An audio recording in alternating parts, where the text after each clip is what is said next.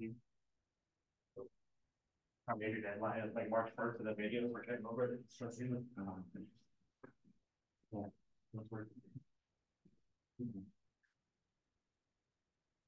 None of which is straightforward. I said none of which is straightforward. Yeah.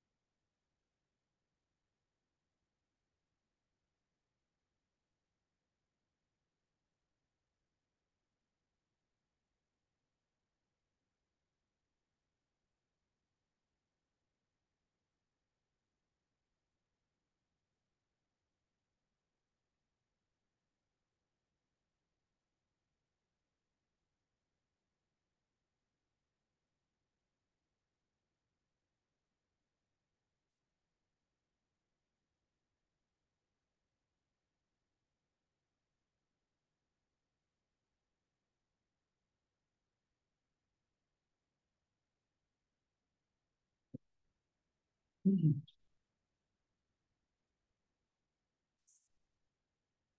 gonna donut downstairs. Oh, really? Yeah, Oh, for the ECF week? I'm good. You sure? Yeah. I've been eating junk food for like the past week. Just because I had a Super Bowl party at my place and I ordered too much food. Oh yeah. So I've been eating just like hot dogs and cookies and Yeah, stuff. since you hosted, all the leftovers stayed at your place. It is, yeah. Yeah. That's the best. It is until it's a week later and you're still trying to eat hot dogs from a week ago. I was supposed to start eating good, and then I saw the donuts downstairs, and I had two. So, yeah. I know this is supposed to be my detox week, but I still have 3 more hot dogs I need to eat tonight. My wife's not helping me anymore, so I gotta finish it myself. I know exactly, right?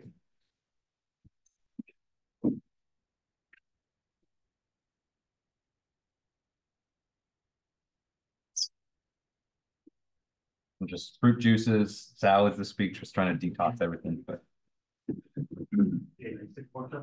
For Sean? Well, you're thinking about his little cylinder inside the. Yep. Like, I need to use for football. Oh, my ash has like. You guys, yeah. This whole in the book I have covered all the topics, so they give you a bunch of questions. Oh yeah, last time I was here and read it to. Really similar to the book. Yeah. And the questions in the book are harder than the questions like that. Oh, really? Yeah. And if you pass your FP exam, right after you can apply for your EID. Yeah. No, yeah, engineering credit. For here, you only need to be in school for credit. Credit university. But I also have you apply for it on the board. Yeah. And then they'll really check. Just so to give them our resume, and they're going to show them the apply line anyway. Are you going to do that? What? Are you going to take that? Oh, like. I don't even know. I'm sorry. It's first, right? I'll probably go for the first hour. You can hand out like that. Be one or two, and then companies that they have. You specialize, like, I think like 5 years, your field. Yeah. You can apply to be a PE, but you need to have like multiple PEs recommend you. Yeah, I have a lot. All right, it's 4 o'clock. Let's go and get started. All right, good afternoon, everyone. How's everyone doing today? Good. It's ECS week. It's a very kind of gloomy start to ECS week, but hopefully it brightens up by the end of the week. I bring that up just because we are going to have a guest speaker in the lecture on Thursday. So if you, I mean, I'm sure all of you guys have been here for a while. So every year during ECS week on Thursday, we get a bunch of guest speakers to come and give talks in the classes. So originally I was not part of the list, but then I think they had a sudden cancellation, and so they asked if I could host one. And I said, sure, I'll take a break for a day. I'll do that. So we have a guest speaker on Thursday. So please, so I'm going to try to set up the Zoom. I assume the speaker is going to have a slide deck to give their talk, but I haven't had a chance to speak with the speaker. I don't even know who the speaker is yet, but I'm assuming I'm going to find out sometime before Thursday. But if you want the full experience, I've been told to kind of recommend you guys to come in person on Thursday for that. I think we have a lot of other events going on Thursday as well. So Thursday, I'll be here just to introduce the speaker, but for the most part, it's just going to be the guests, whoever it may be. So definitely it'll be a good experience for that. Okay, so the plan for today, so last time we met on Thursday, we did our first workshop, our first tutorial in Simvascular. And so, of course, that's part 1 of the midterm project. And so, I wanted to go over the specifications because there are quite a few steps of the midterm project. I want to make sure I go over that with you today. Part of that is finishing the tutorial. I'm going to spend the first part of class doing that. And then after that, we're going to continue on with our lecture notes on arterial biomechanics. Okay. All right. Are there any questions I can answer before we get started for today? Okay. All right. So let's talk about the midterm project. So I posted this document, I believe last Friday or sometime late last week. Okay. And this is what you're going to have to do for your midterm project. So there are multiple parts in this, and so not just 2 or 3 parts, like 4 or 5 parts. And so I want to make sure I go over each of the parts for you here. Okay. All right, but ultimately, at the end of the day, the goal for your midterm project is for you to use Simvascular to construct a patient-specific geometry for blood flow simulations, right? So we're not going to run the simulations just yet. The midterm project is just on the model construction, on the geometry construction. But there's quite a bit to do for that. And then the final project, what you're going to do for the final project in this class is you're going to take that same model that you did your midterm project on. You're going to run a simulation on it, and you're going to write a report analyzing the results. Okay. So really, this is we're kind of getting started on your final project now, and it's something we're going to be working on throughout the entire semester. Okay. Okay, but first let's talk about the midterm project. And so, like I mentioned, there are quite a few parts to this. So part 1 of the midterm project is to complete the Simvascular modeling tutorial. And so that's basically the tutorial that we started last week in the lecture. So I didn't realize until this morning that I didn't post the recording from last Thursday. I uploaded it to YouTube, but I forgot to link it on Canvas. But it should be on Canvas now for you to see. Okay. So part 1 of this tutorial is to finish up that tutorial. Okay. And so at the very least, you should have these two vessels here. So you should have the main aorta. So this is the first vessel. We did all this all together last time. And then the last thing I told you guys was that from this, you're able to create a branching vessel that kind of runs, almost in parallel with this other one down here. Okay. And so you should have at least these two vessels in your geometry from the tutorial. Okay.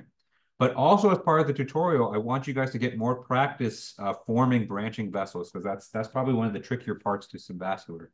And so in addition to these two vessels here, you should find two more vessels to model as part of the tutorial. Okay. So overall, what you turn in for the tutorial is going to be four paths and 4 segmentations. So there should be 4 vessels overall here. Okay.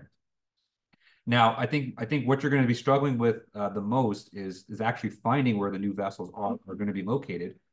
So I'll give you some hints. And so, this part of the anatomy right here kind of encompasses basically kind of your lower torso here. So it's kind of the blood vessel that kind of runs behind your stomach. And so there are a lot of, organs that are around here. So there are quite a few blood vessels that come off the aorta and come like this. Okay. So they're kind of like midway down the aorta, and they connect to your kidneys, which you should see in the image data. Okay. And so in addition to these 2 vessels here, you can model maybe one vessel going to the left kidney and one vessel going to the right kidney. There are also quite a few extra vessels down here, okay, as the vessels kind of branch out and go to your legs. And so you can choose 2 of those as well. Or maybe you can do 1 kidney vessel, 1 leg vessel, either one. So you can, the important thing is that you have 4 vessels overall that you're modeling here, okay? Okay. And so once you finish that, you're going to turn in your tutorial. So I want both your full Symbascular project, and so that should be a zip folder, as well as a screenshot of your final model. Okay. So half the points for this part are going to be just completing the tutorial, just completing these 2 vessels that we have here. And the other half of the 10 points are going to be finding those 2 additional vessels. And that's going to be due next Friday. So that's Friday, March 1st. Okay. So this is kind of the first big assignment that you have for the class.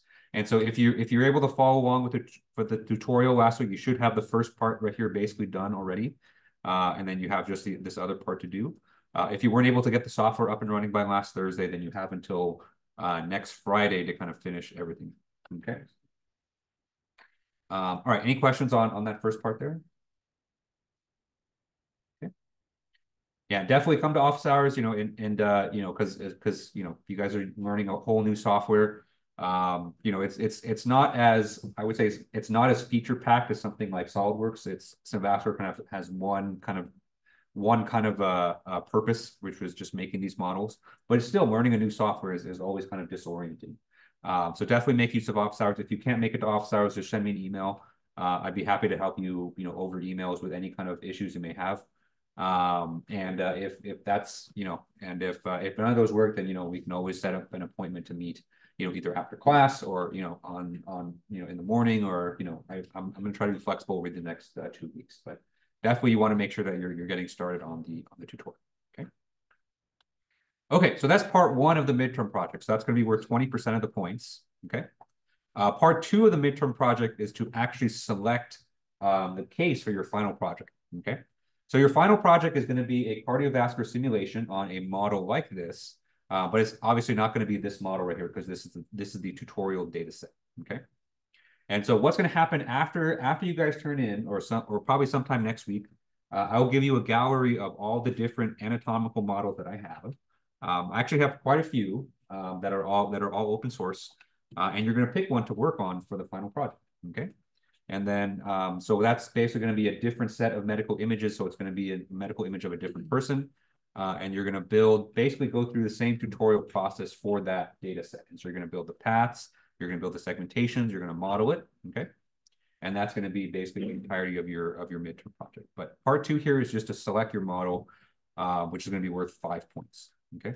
I don't want to show this yet, because I want you guys just to focus on the tutorial for now.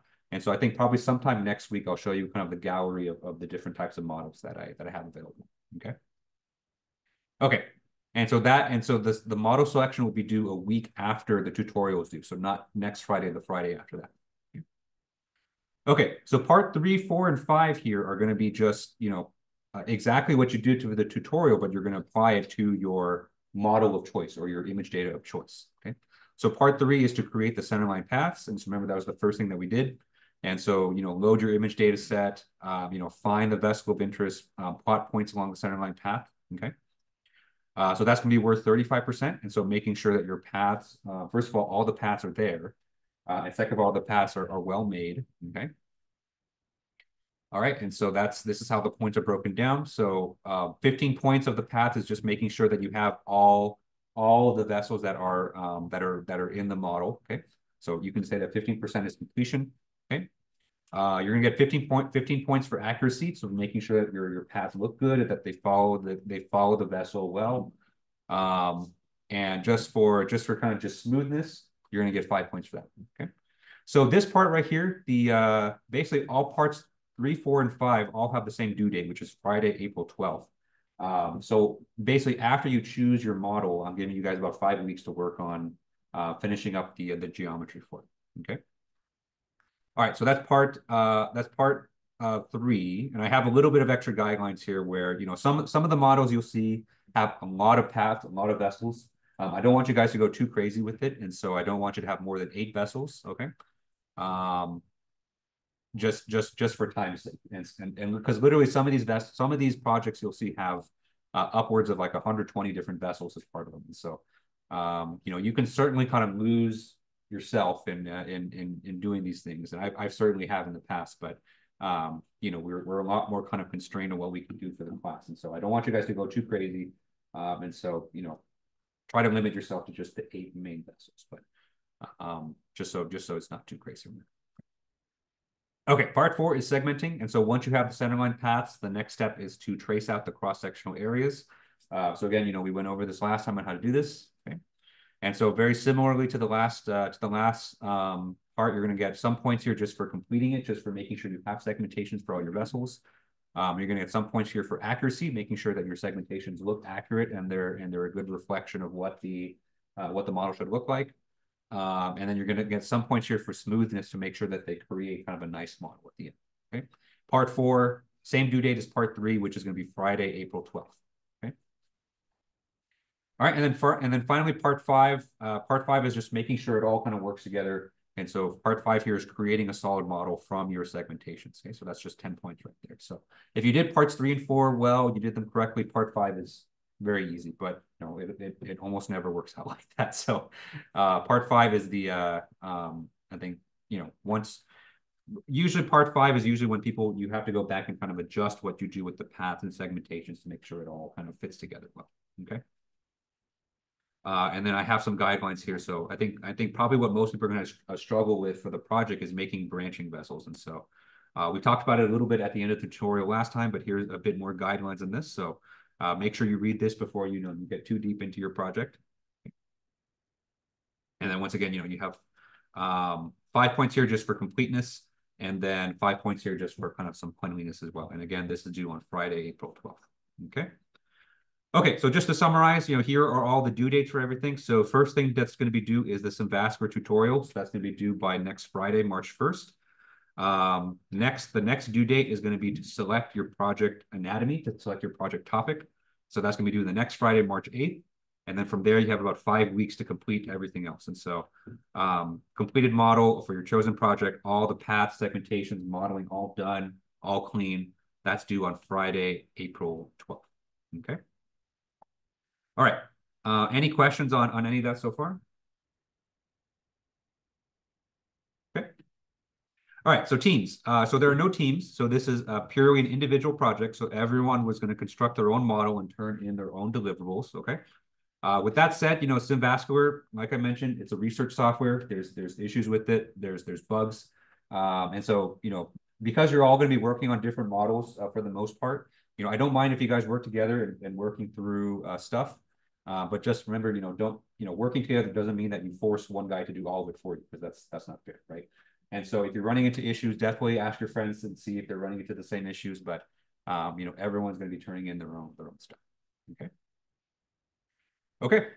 Oh, I do have a little bit of a primer here for the types of models. We'll go over that as well. But But yeah, so this is going to be a long-term project, and so it's not going to end on April 12th. And so, once April 12th comes around, that's when we're going to start working on the final part of this project, which is going to be the simulation, the meshing, the high performance computing, the CFD, and of course the analysis and the report writing as well. Okay, but this is just kind of part one of the whole project. Okay. Any questions on any of that before we go over the types of models that you can choose? Okay. All right. So what I've done here is I've broken down the types of models that you can choose into different categories. For each category here, I have several different anatomies, and so I have several different types of scans for each one. But I think what I'll do here is I'll have you choose a category that you want to use, and then I'll send you the image data for that privately so that you can work on it. Okay. So type 1 here is going to be the aorta type models, and so this is basically a model that contains the ascending aorta. Okay, and so all of these models kind of have a similar shape where you have kind of like almost like a candy cane type of shape here. Okay, so the aorta, remember, this is the biggest blood vessel in your body. Your heart is actually located right here. Okay, and so the aorta is kind of the first blood vessel that kind of gets blood from your heart. Okay, and then it branches off, and you can see up here, these are the blood vessels that go to your head and your arms and your upper body, and then this carries blood down to your lower body. Okay. Okay, so I've quite a few aorta models, and so that's definitely a good option. So this would be kind of like an upper torso type of model right here. So these are the blood vessels that are in your chest, and then they kind of go up into your neck a little bit because these vessels go up towards the neck. All right, so the second type of model that I have are called aortofemoral models, and so these are models very similar to what we did for the tutorial. So these are kind of like lower torso kind of models that go towards, your pelvis, to your legs, and kind of like behind your stomach. Okay. So these vessels, they have kind of this, they all kind of come downwards like this, just like the tutorial. And then usually at some point, they're going to branch off towards the legs. Okay.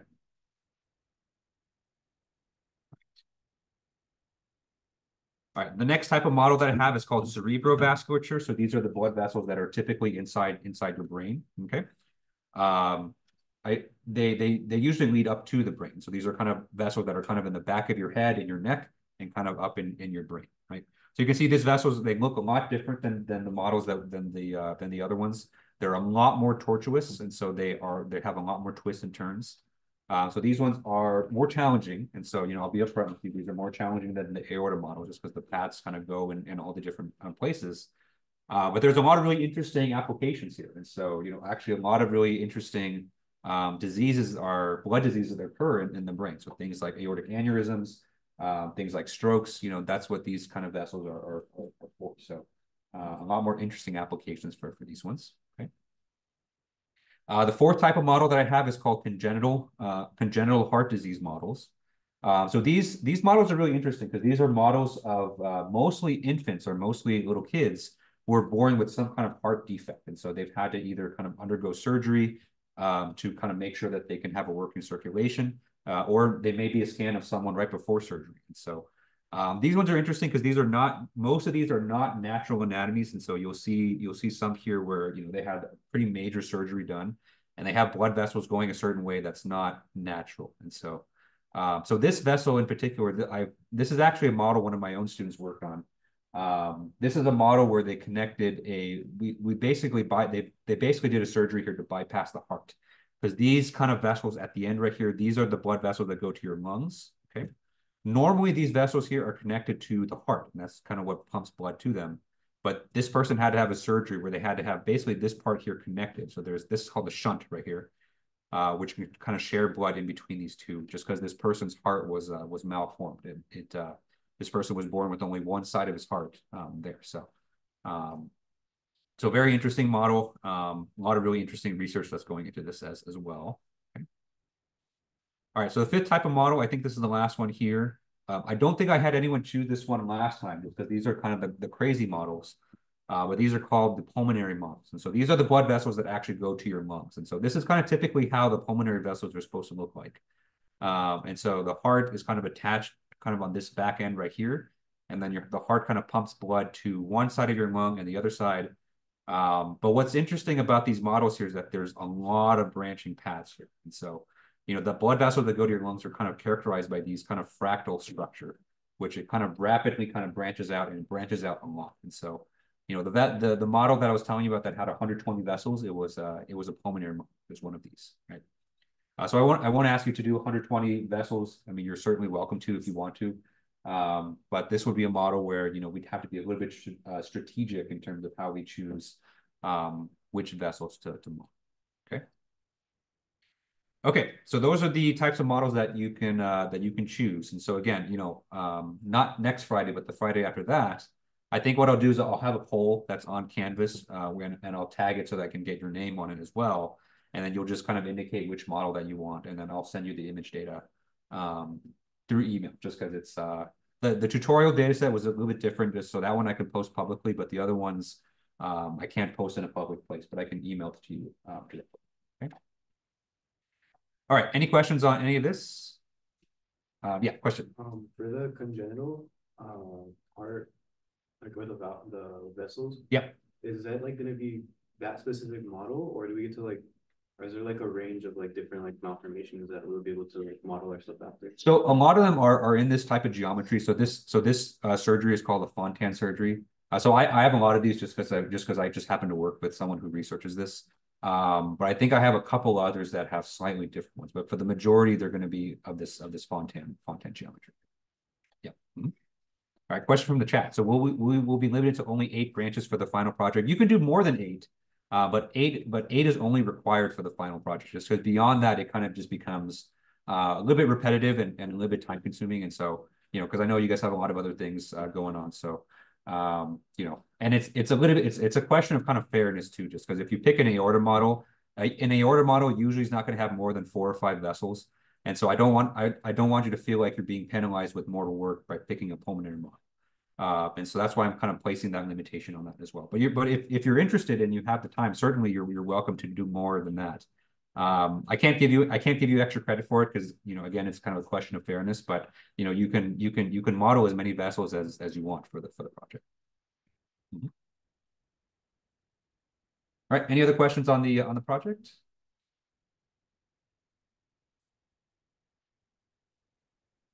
All right, so yeah, so remember the tutorials due next Friday, so that is the first order of business, and so make sure you're getting started on that. And so if you haven't had a chance to try Cardiovascular yet, I would try just because it's I think it's not the most difficult software, but there is a learning curve to it, and so you want to make sure you give yourself enough time before the deadline to kind of get everything done. Especially finding those 2 extra vessels, that can be a little bit tricky if you don't really know where to look. And so make sure you give yourself time to work through some errors. Ask me for help as well. So make sure you kind of get started, as soon as possible, okay? Because that deadline of next Friday is gonna approach you kind of faster than you think. Okay, all right. So let me go ahead and close this. Let me go ahead and bring the iPad up.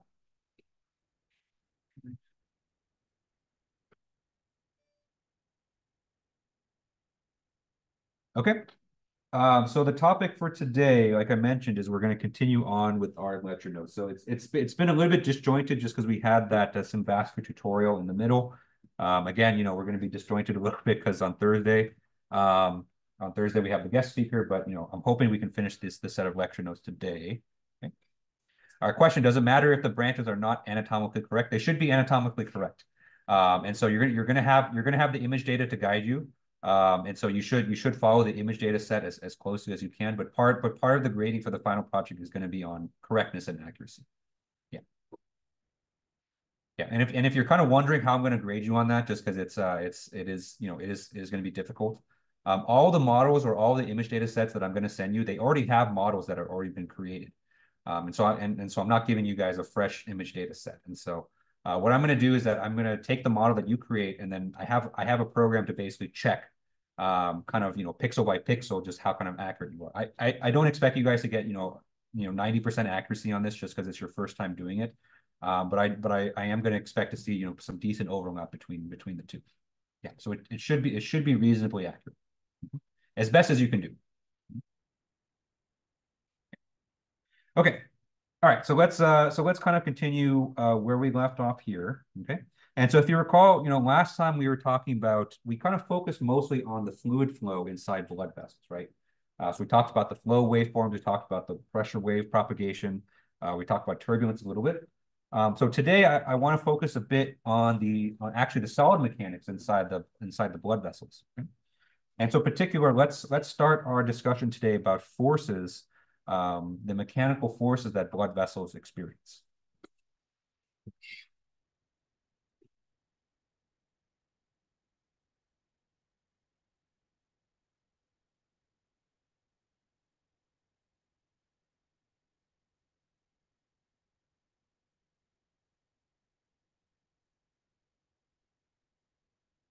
Okay. So let me start by saying that, as we already know that blood vessels and arterial walls are flexible, they're deformable, right?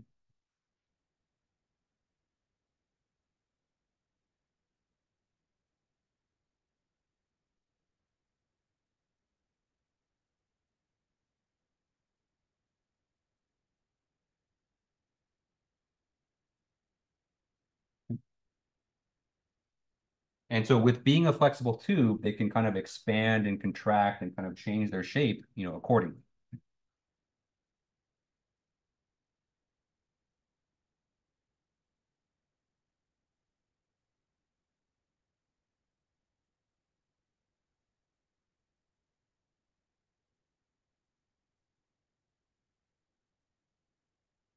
Okay. But just like any elastic solid, right? So it's the same as a metal, same as rubber, right? As you deform a solid, as you stretch it, as you strain it, right? This is going to produce internal stresses, mechanical stresses within the material.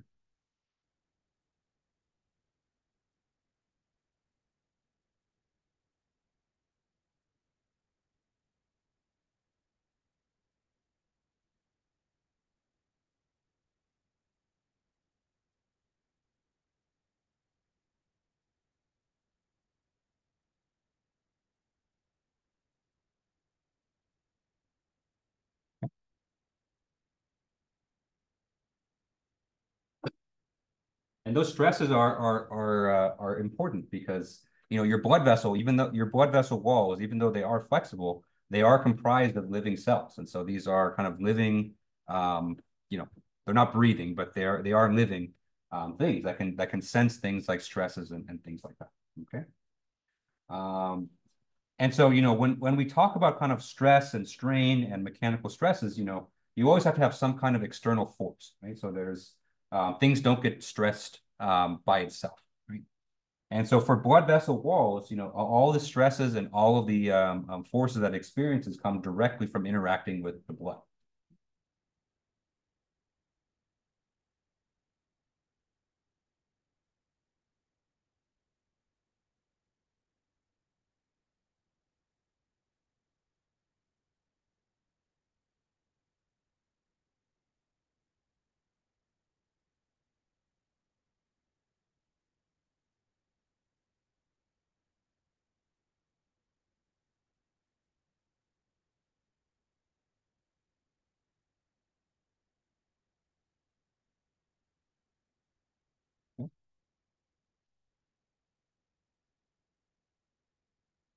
And there's two main sources or two main types of forces that the blood imparts onto the vessel wall. Right? And so on the one hand, we have pressure forces.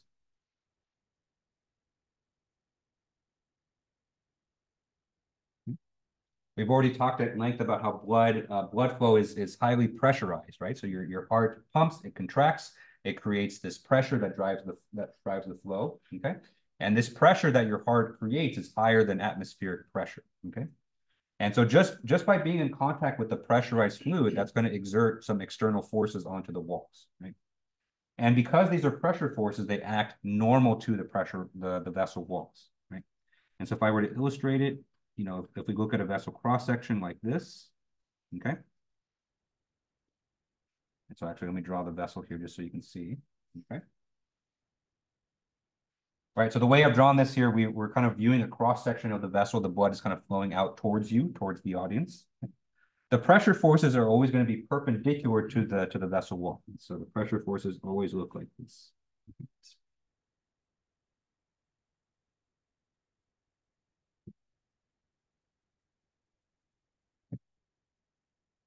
So pressure forces inside a cylindrical tube of pressurized fluid is always going to act radially outwards, okay?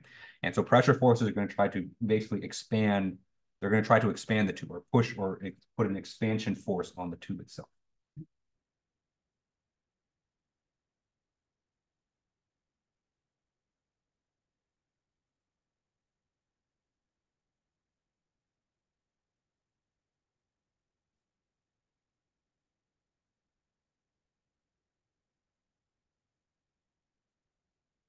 Okay. So I'd say the majority of the forces that the blood vessel wall experiences is from that pressure, okay? The second type of force that the blood imparts on the walls is through viscous drag.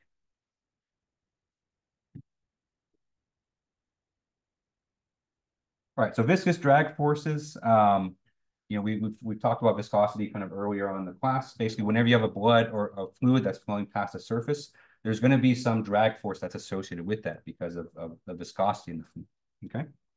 All right, so to illustrate it, it would kind of look something like this. And so here we're viewing the vessel from a different perspective. And so we're kind of viewing the blood vessel from the side, okay?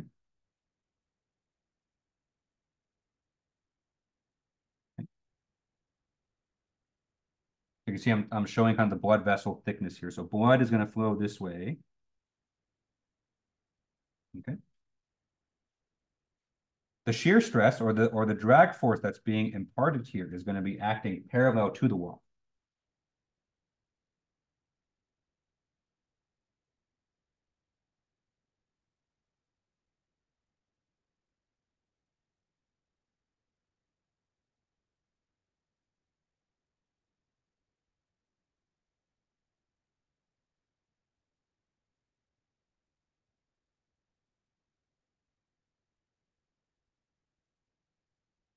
Okay. It's going to act parallel to the wall and in the flow direction.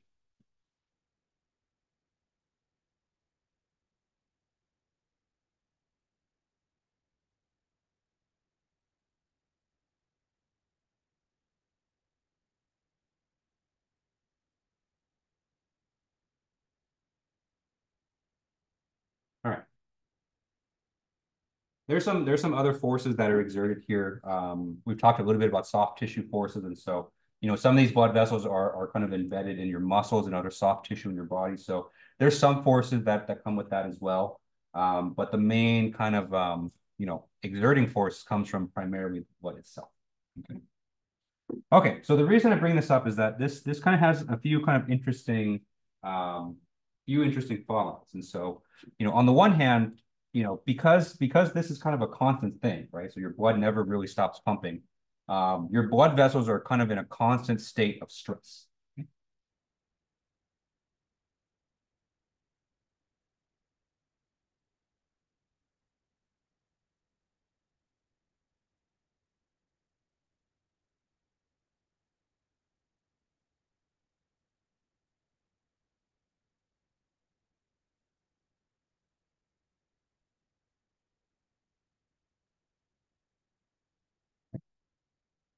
And the reason for that is that when you have a force system like this and you have a geometry that's relatively static, I know it can deform and it can move with your body, but for the most part they're kind of static in place.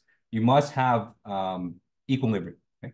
And so in order for them to be equilibrium, there has to be internal stresses within the blood vessel wall itself to maintain this.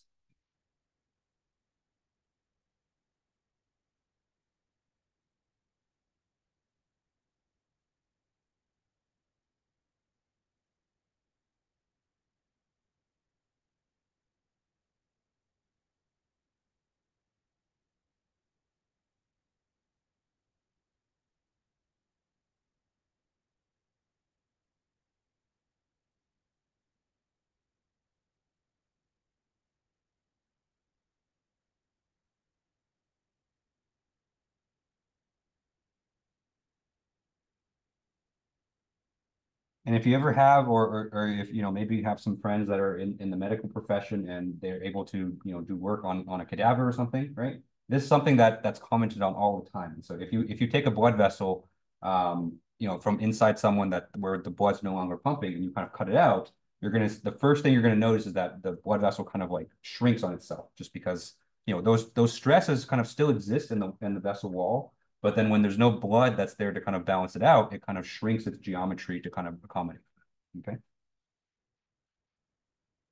All right, so just kind of a fun bit of trivia for that. That's also kind of what makes it really difficult to actually measure blood tissue or soft tissue properties is because once a lot of times a lot of samples that scientists get are from cadavers or from people who have passed away, and as soon as someone passes away, it changes a lot of the properties in your body just because a lot of the cells start to die, a lot of things like blood flow stops, and so um, it's what's made studying tissue properties very challenging. And I bring that up just because I know some of you are in the Edwards group and they're having you do that too. And so it's a hard problem, and it's one that I think scientists are still trying to figure out to this day. But the other reason I bring this up is that angle that I mentioned about the living cells, right?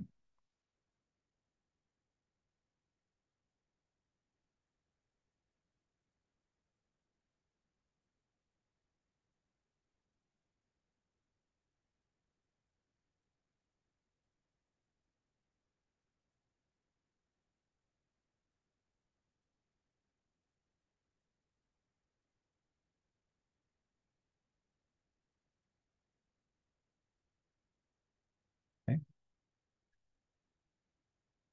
We talked a little bit about that in our anatomy lecture. So, your blood vessel walls are filled with these endothelial cells that can sense these forces.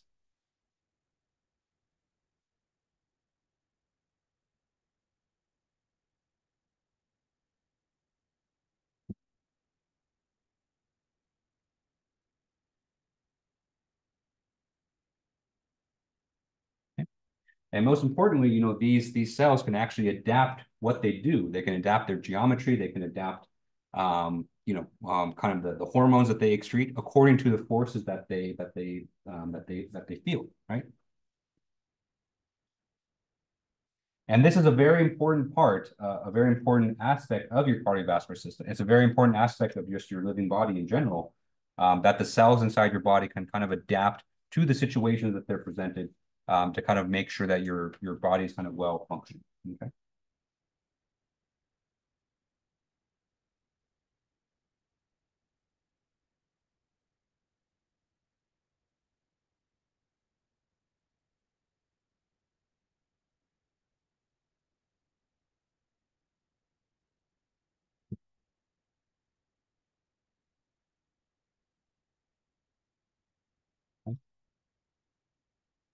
So this concept of the fact that the cells inside your body can kind of sense its mechanical environment and kind of adapt in a certain way, whether it be through geometry or whether it be through chemically, biologically. This idea is called mechanotransduction.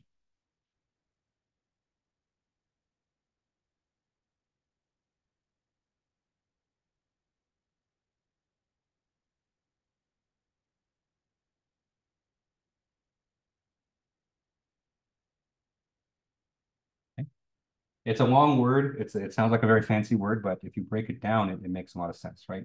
So the mechano part stands for, mechanical forces, mechanical stimuli, okay? And transduction, what that basically means that you can basically transduce this mechanical forces and adapt and kind of do something in response, okay? Okay. So, there are a lot of really interesting kind of consequences of this, and there's a whole field of biology that's dedicated to this called growth and remodeling. So, I've had a few colleagues kind of specialize in this and know a lot more than I do about this stuff. But what we're going to focus on mostly is just the geometrical adaptations that your blood vessels can undergo as it responds to these blood forces.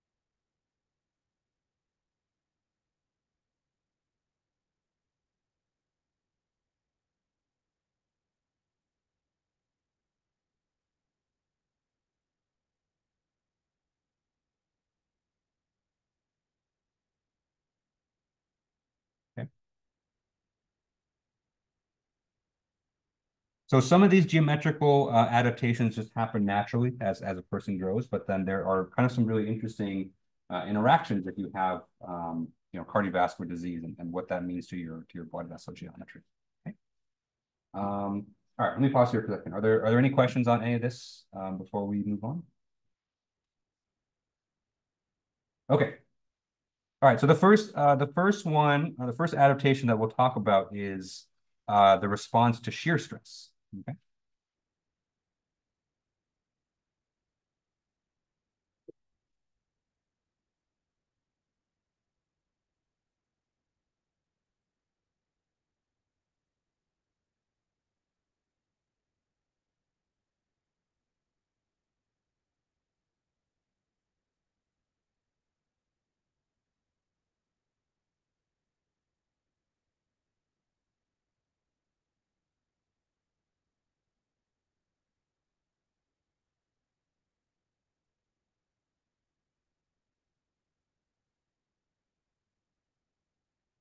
Okay. And so in general, your blood vessels all around your body like to maintain and experience kind of a uniform amount of shear stress. Okay. We've already talked about this before, and we've actually kind of seen the fluid mechanical justification for this in Murray's law, right? And so if you recall from Murray's law, what we talked about was that, when a blood vessel branches off, when a blood vessel kind of creates new vessels, right? The size of the daughter vessels is selected such that, it tries to maintain or tries to keep the amount of shear stress as constant as possible, relative to the amount of flow that's coming to the blood vessel. Okay.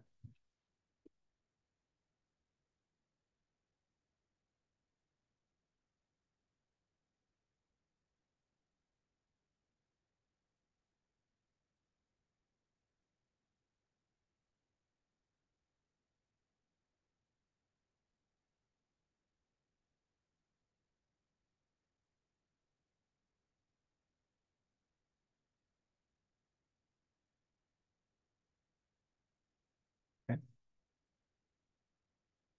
And so remember, if we took the radius of the parent vessel, we cube it. This is equal to the cube of the daughter vessel as well. Right? And that relationship, on the one hand, helps kind of make your system as energy efficient as possible. But it also has kind of the side effect of also making sure your shear stress is roughly uniform. Right? It doesn't work out that you have perfectly uniform shear stress all throughout. When you guys do your final simulation, you'll see that there are still spatial variations of shear stress. But these geometric changes will help to kind of maintain that as much as possible. Okay. But outside of Murray's law, there are more adaptations that your blood vessel can do as well, kind of dynamically, right? And it's kind of what helps your body kind of maintain that Murray's law relationship. And so, if you have a typical blood vessel, one way to adjust the amount of shear stress that the blood vessel experiences is to adjust the radius, right? Generally speaking, if your radius gets bigger, that means you're going to have less shear stress. Okay. And your body can actually dynamically adapt to shear stress as well. And so let's say if you have a certain blood vessel and you start to have a situation where your shear stress starts to get too high. So, maybe you're exercising, your heart rate is increasing, the sheer amount of blood flow, the volumetric flow rate in your system is going up. Okay. What happens usually in these cases is that your blood vessels start to dilate. And that happens for a few reasons. So that happens, first of all, just to make it easier for your muscles or wherever to get the blood that it needs. But it also helps to regulate shear stress as well. And so if you have a situation where your wall shear stress gets too high,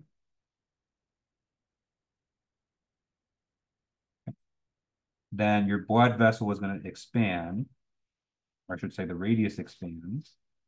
Let me write it on the side.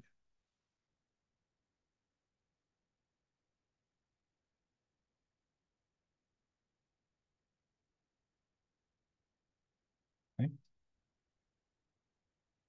And the opposite can happen as well. And so if your body somehow senses that your wall shear stress gets a little bit too low,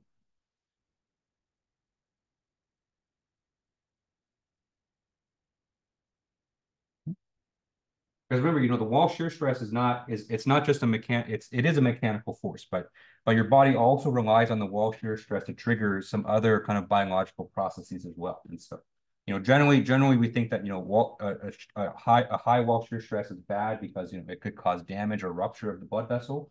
But low wall shear stress could also be dangerous as well, because then maybe certain biological processes don't get triggered.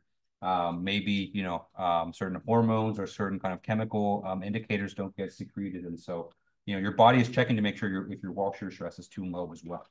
And so if that happens, then your radius actually contracts, and your blood vessel gets smaller.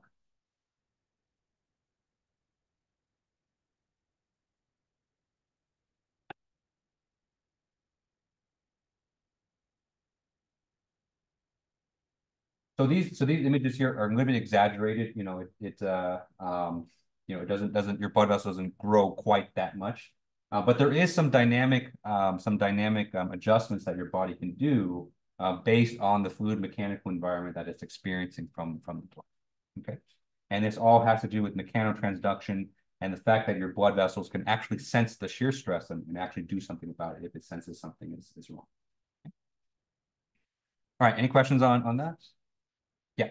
Are these like specific to like velocity profiles within the vessel, or are there like any instance like where someone's like blood viscosity would be like too low or too high that this would trigger? Yeah, no, that's a good question. So the cells mostly just sense the force itself.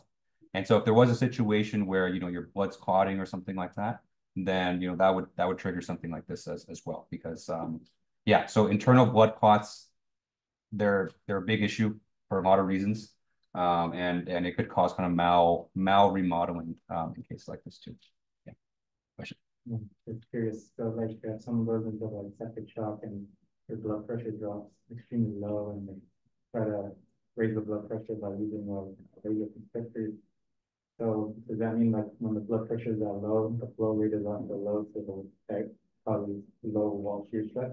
It does, yes. So these processes are usually for a situation like that, you're talking about things happening very quickly. So, you add a constrictor or something, your blood pressure does like this. These processes kind of take a little bit of time to do. And so you're not gonna have a situation where, your blood pressure drops suddenly and then your blood vessel will thicken like crazy.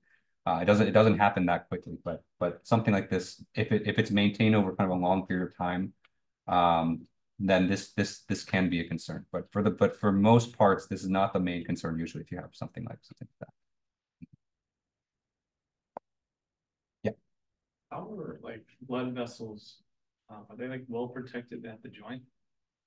I just think of like when you bend an arm, you would constrict. Oh yeah. So yeah, it's a good question. So there's usually a lot of redundancy in the blood vessels in that sense. So if you kind of bend in a certain way, maybe you constrict kind of one blood vessel, but there's usually kind of more underneath it to kind of make sure that it's supplying. Yeah. I mean, of course, there's certain parts if you kind of, like we've all had the sensation of your limb kind of falling asleep, kind of rest on it in a certain way. But if it's just, normal kind of, bending and stuff like that, there's usually enough redundancy to kind of overcome that. It's only when you kind of put enough pressure on it for long periods of time, and that kind of cuts off the blood flow. Yeah. Mm-hmm. All right. Cool. All right. So another aspect of mechanotransduction has to do with the length of the blood vessels.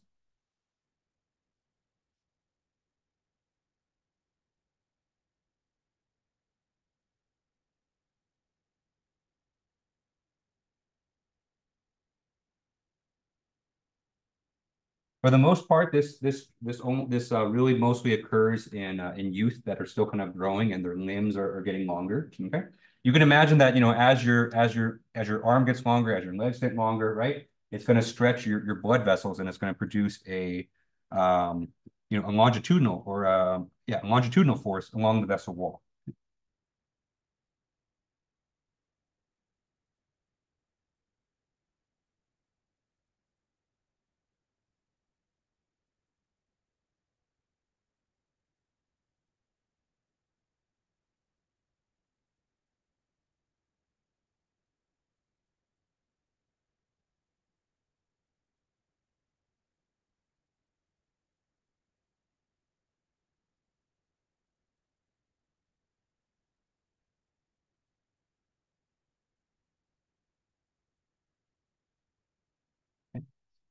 And so once again, your blood vessel walls, the cells inside can sense this, and if they sense kind of an elevated sense of a longitudinal stress for a long period of time, they can actually lengthen the blood vessel, so they can kind of create new cells, do mitosis, all that good stuff, to make sure that your blood vessels kind of maintain a constant state of longitudinal stress.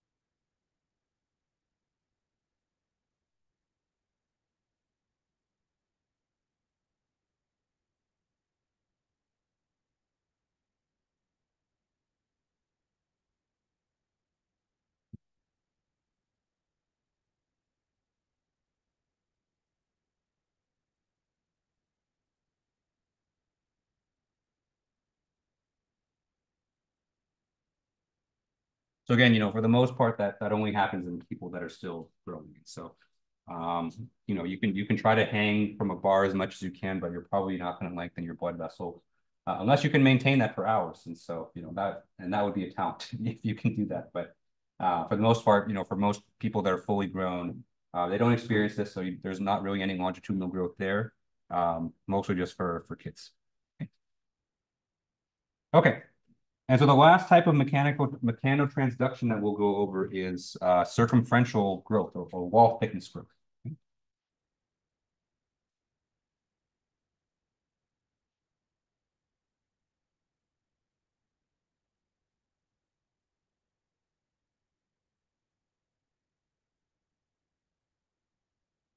Okay. And this is mostly a concern for patients with high blood pressure. And so, like we mentioned, blood pressure places this kind of radial stress on the vessel walls. Okay.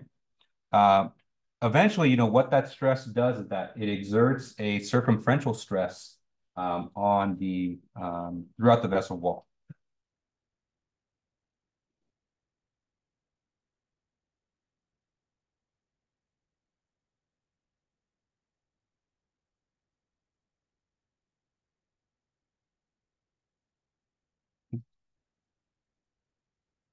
Right. And so vessel wall thickness is a concern that doctors look out for in patients with high blood pressure.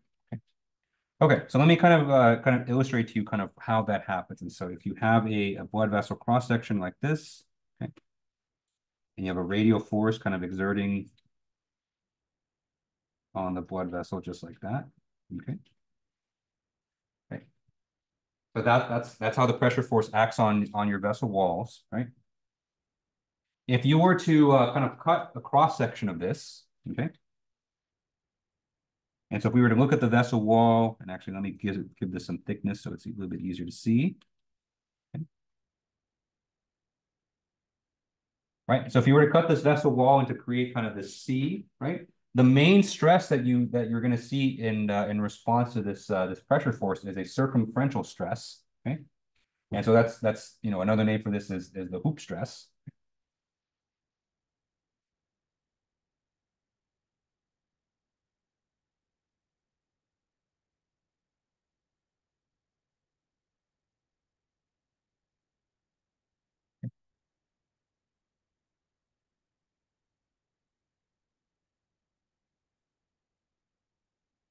Right. And then as your blood pressure kind of expands or kind of gets high and low, if you have high blood pressure, right, that's going to change the amount of circumferential stress that your blood vessels experience. Okay.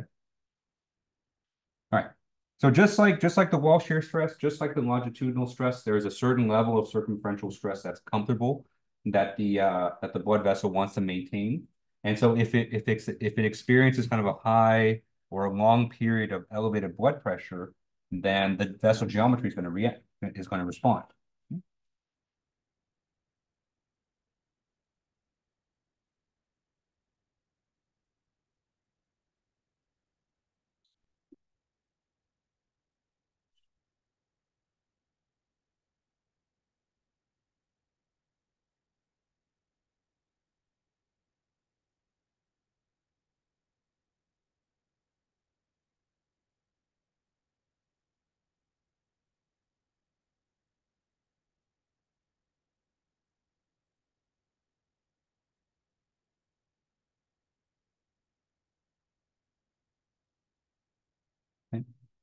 So it looks a little something like this. So you have kind of your standard blood vessel here. Okay. You have about a standard thickness. The standard thickness for a blood vessel, I mean, it varies depending on where you are in the body, but it's about 10% of the radius, okay? So if you look at the thickness of this vessel wall, it's approximately 0.1 times the radius, okay? At least that's the number that we use computationally. Right. And so if you have a situation where you have elevated blood pressure,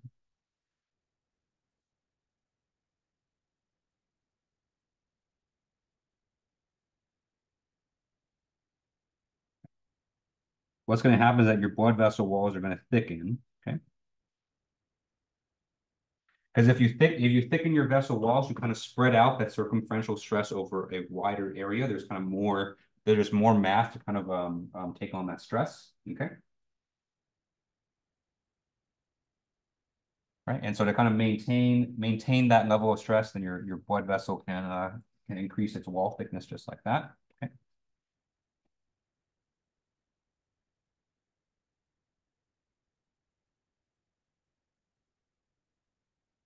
Right, and the same thing, if you have low blood pressure, the walls are going to thin out.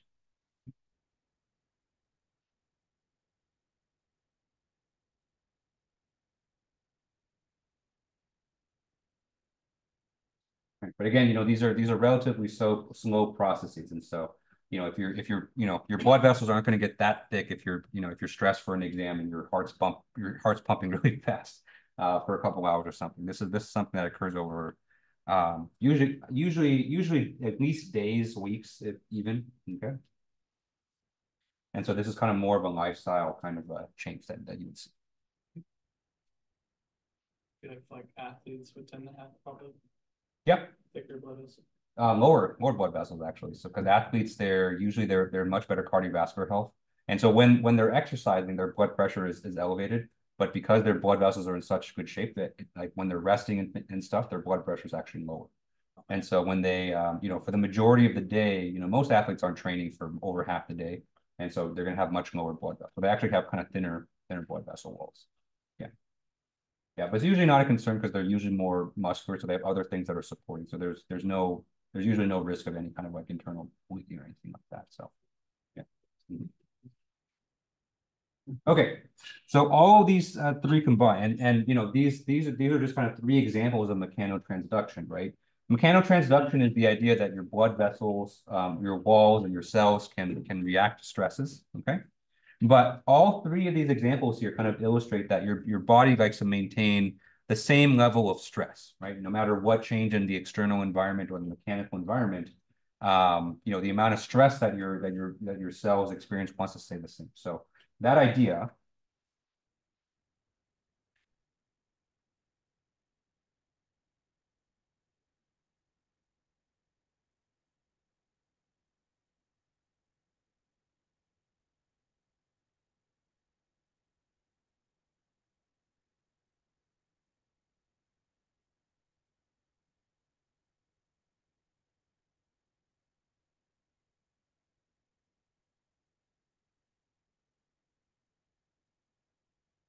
Okay.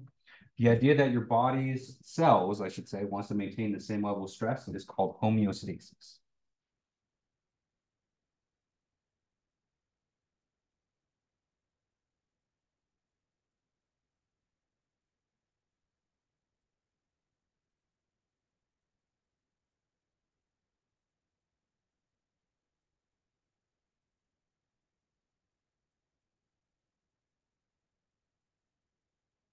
All right. Any questions on that? Okay. All right. So the last thing I want to talk about today is what I like to call kind of the cardiovascular design principles.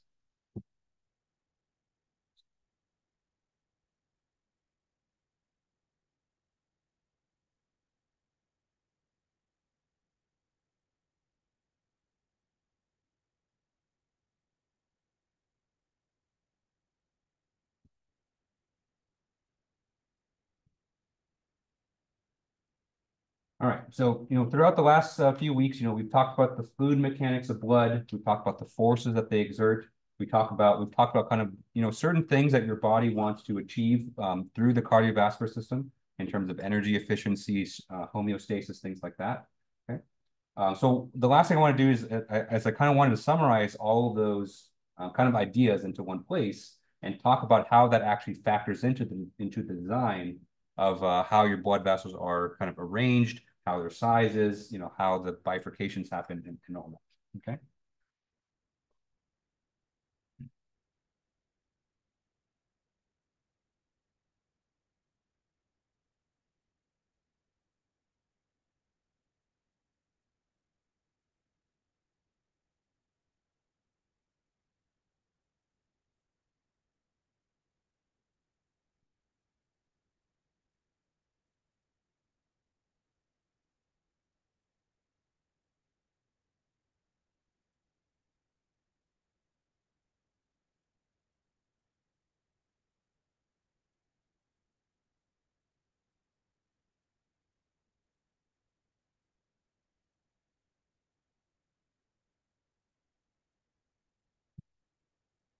So this is very much kind of an engineering type of perspective or a look at how it's designed. Because if you talk to a doctor or a cardiologist, they would never use this terminology. They would never say, the cardiovascular system isn't designed. That's just how it is. But if you think about kind of the goals that the cardiovascular system tries to accomplish and all of the constraints that you can think about in terms of homeostasis and energy efficiency, you can actually have a good conversation about how the cardiovascular is kind of designed as an engineering system. Okay. Okay.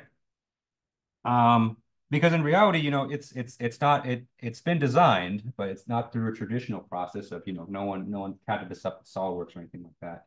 But the way our cardiovascular system is today, is a result of lots of evolution and then lots of things like that. And so in a sense, it was designed just instead of engineering managers rejecting your design, we have like tigers and gorillas eating the people that had cardiovascular systems that were poorly designed. So we had kind of more natural selection instead of artificial selection, I guess you could say. Okay, so let's talk about some of the goals, or what does the cardiovascular system aim to accomplish, right?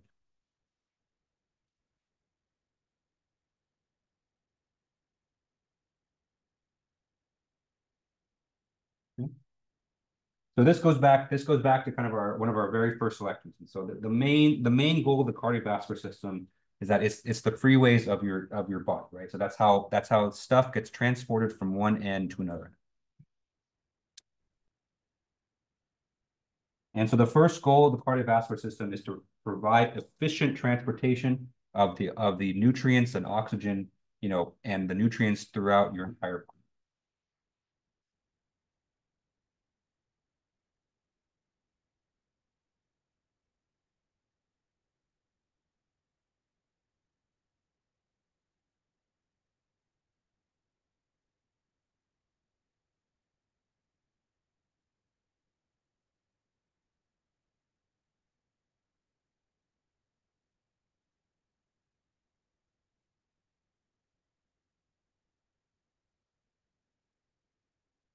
There's of course, there of course other sub objectives. So things like thermal regulation, things like the immune system. But at the end of the day, the main thing for your cardiovascular system is to provide efficient transportation. Okay. All right. So the cardiovascular system is unique because even though it's a very vast network, you really only have one pump. You only have one energy input. Okay? So the heart.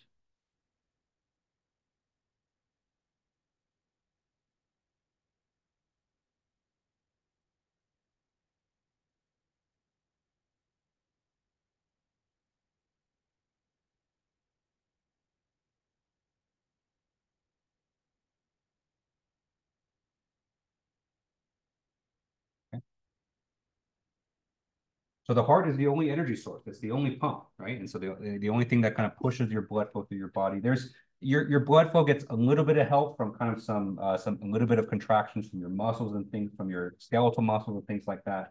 But it's very minor. So you're really just talking about the heart. Okay. And so a lot of how the cardiovascular system is designed is based on how the heart operates. Okay. right? So we've talked about the heart. So we've talked about how the heart is very pulsatile. It has to pulse, it has to pump, it has to relax, it has to pump and relax.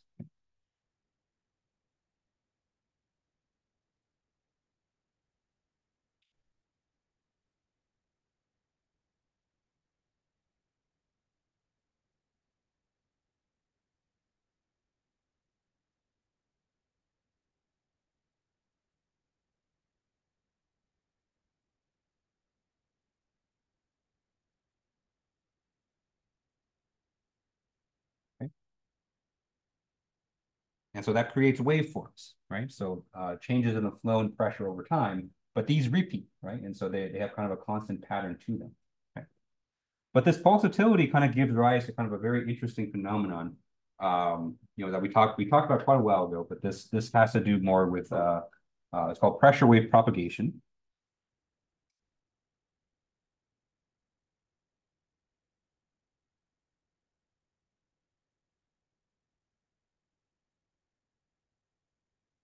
Okay.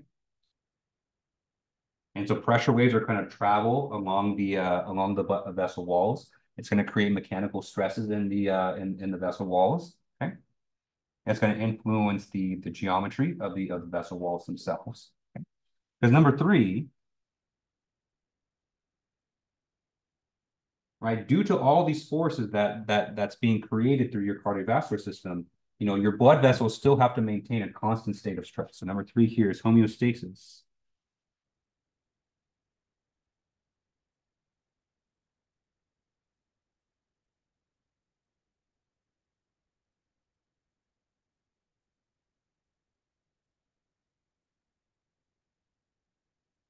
Okay?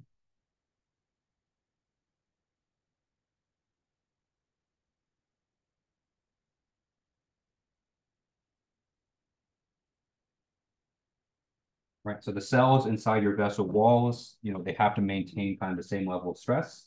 And so that's stress that they receive from the blood itself, from the pressure, from the shear stress, any kind of longitudinal stress from any kind of stretching. Okay. And so it does this by kind of modifying the geometry. And we've seen kind of an example of this happening through Murray's law.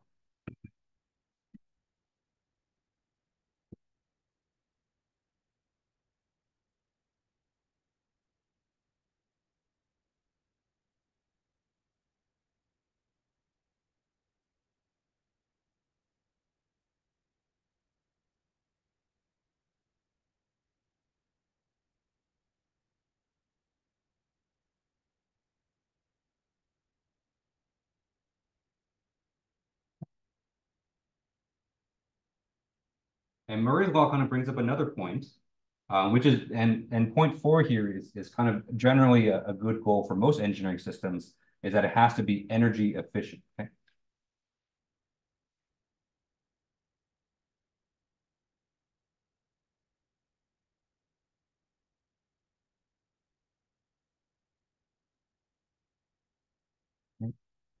So that means minimizing viscous losses. That means minimizing redundant work inside the cardiovascular system.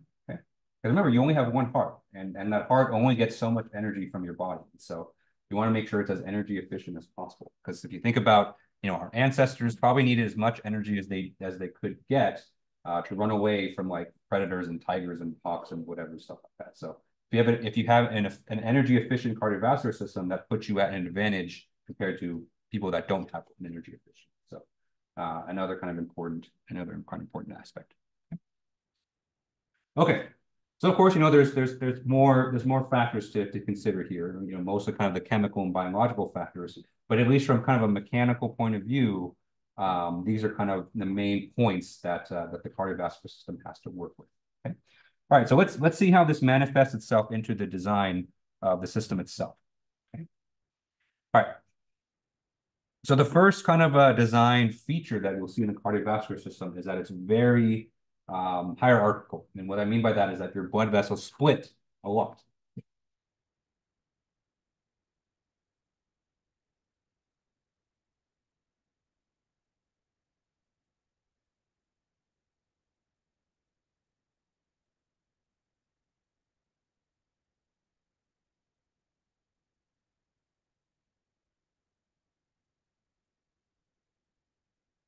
Okay.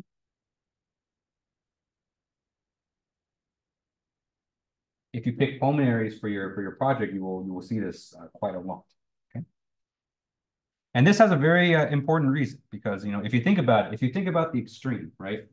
Um, where the blood has to travel to lots of different parts in your body. You have kind of lots of different kind of limbs, you have lots of different organs, you have lots of different things to do. Okay. If you had kind of just one blood vessel that kind of went around your entire body, that would be an extremely inefficient way to transport materials.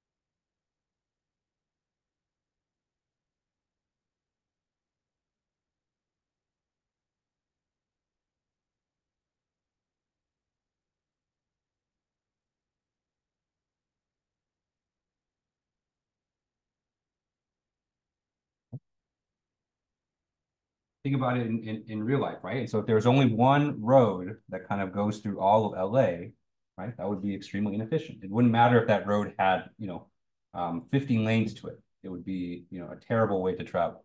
So, part of what makes, at least LA traffic somewhat bearable is the fact that, we have a lot of intersections, we have a lot of different pathways and roads so that, you can take kind of an efficient route for the most part to go from point A to point B in the city. You don't have to get on just one giant loop to kind of get to where you need to go. Okay. All right. So another aspect that you'll notice about the cardiovascular system is that most of the transport occurs in the what I call large vessels.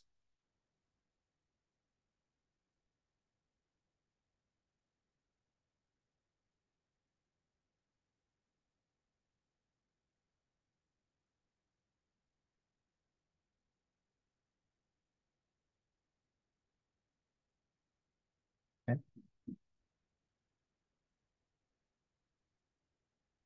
So the capillaries are the really tiny vessels. They do occur, they do happen in your body, but you only really see them at the very ends of the tree.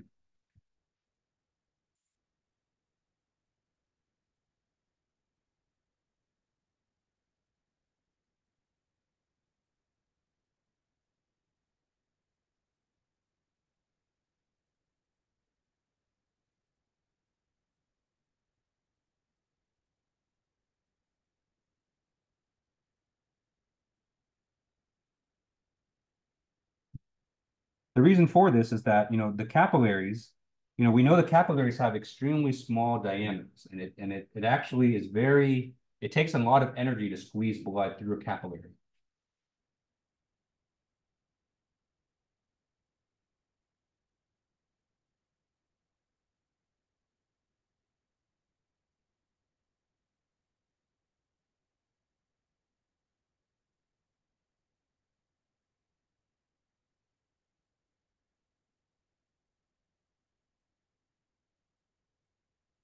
Okay? In fact, most of the viscous losses, most of the energy losses that occur in the cardiovascular system comes from trying to squeeze blood through the capillaries, right? The capillaries are necessary because the capillaries are so small that it's very easy to kind of exchange oxygen, nutrients, carbon dioxide through those capillaries. So you do need them, but the body only tries to put them where they're absolutely necessary. So for the most part, your body tries to avoid using the capillaries. Okay. Okay. And so with all that combined, and so with those ideas and with Murray's law in mind, the way that most people describe the cardiovascular system is that it has a hierarchical branching, it looks like a hierarchical branching tree.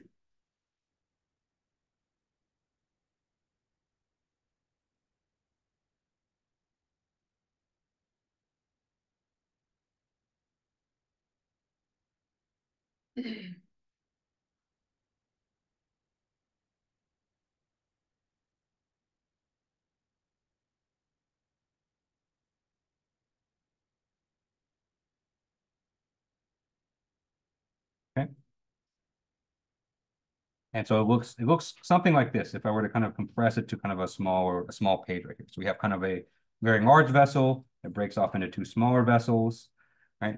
These kind of break off into smaller ones, right? There's a limitation to how, how big the daughter vessels can be, limited by Murray's law, okay? And then eventually, kind of once you reach the end of the trees, that's kind of where you start to see kind of the capillary vessels here. But in order to get to that, you have to kind of branch off and kind of decrease the size kind of gradually. Okay.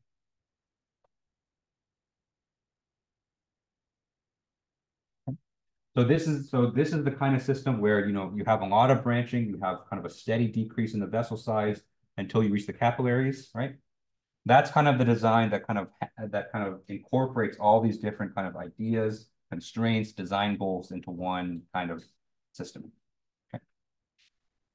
And when you kind of see it in action, it's actually very, very beautiful that we kind of arrive at 0.5. All right, any questions on this before we wrap it up for today? Okay, all right, so that's all we got time for today. So remember, Thursday we have our guest speaker, so please come here for that. And then we'll pick this up again on Tuesday. Yeah. I didn't catch who's the speaker. Like, where's I don't know. I'll find out. Hopefully, well, I'll find out before 4 o'clock on Thursday for sure. When they do tell me, I'll send an email. All right, so thank you guys. Hope you guys have a good rest of your day. I know the rain's let up a little bit, but stay dry. If you're driving on the road, stay safe. And I'll see you guys on Thursday for the guest speaker. It's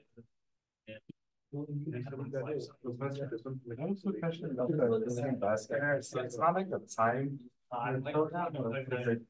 So we have like the white spot like moving down. Yeah. So that like No, it's all space. space. Yeah, so the images that you're seeing is one space. It's just a three-dimensional space. And so as you're kind of doing the different slices, you're kind of physically moving down. Okay. Yeah. Cause the whole time I was seeing it Thursday, I think, was like through time, and then I was doing it.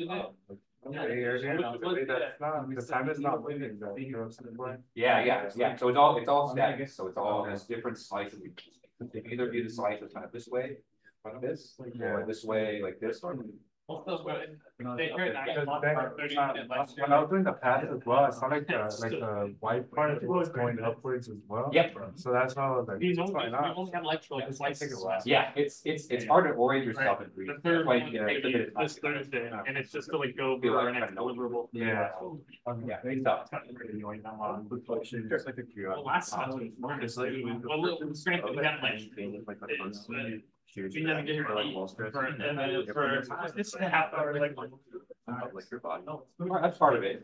That's part of it. So your body kind of knows that it kind of does that for a long period of time. Because there's things kind of like that your body is somewhat loosely aware of. But the other thing is that those stresses are often triggers like hormone releases and things like nerves, like work for your nervous system. Right, I mean, I can't work for that. But there is a long kind of like making sure that So I had so someone for like kind of like off and on. Exactly. I remember Yeah. we have a grad student. Oh, Actually, can you send me a screenshot of that? I don't have that much experience with that, but I know that there's no way to like run it straight or I haven't tried just because I haven't seen, so I just Okay. have it in my TV. Okay. Well, I tell my questions if Yeah. I need it way more understand. Okay, yeah, send me a screenshot of that. I'll send it. But you should have. Yeah. Yeah, I got